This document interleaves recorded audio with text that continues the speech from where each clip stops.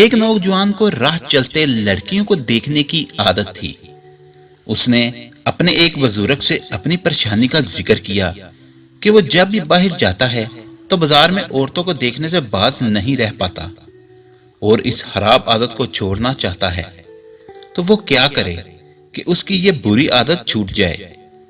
بزرگ نے اسے ایک دودھ سے فل بھرا ہوا گلاس دیا اور کہا کہ وہ بازار تک ہو کر آئے، اور ایک اپنے شاگرد کو اس کے ساتھ بھیج دیا اور کہا کہ جب بھی گلاس سے دودھ کا ایک قطرہ بھی چھلکے تو اس کو سریام مارنا۔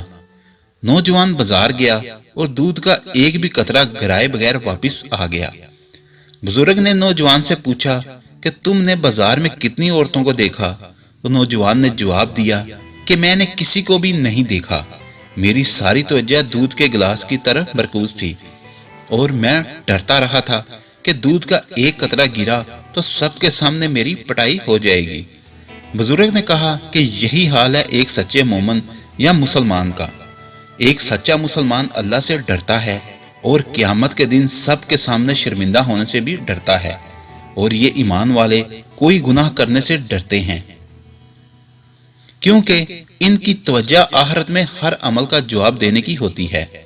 اللہ تعالیٰ نے قرآن میں ارشاد فرمایا ہے کہ ایمان والوں سے کہو کہ اپنی نگاہوں کو نیچی رکھیں اور اپنی شرمگاہوں کی حفاظت کریں تاکہ وہ پاک رہے، بے شک اللہ ہر چیز سے باخبر ہے جو یہ کرتے ہیں۔ اللہ ہم سب کو حرام چیزوں کی جانب دیکھنے سے بچائے، آمین۔ اگر آپ کو ہماری ویڈیو اچھی لگی ہے تو اس کو لائک اور شیئر کریں اور ہمارے چینل کو سبسکرائب کرنا نہ بھولیے۔ شکریہ۔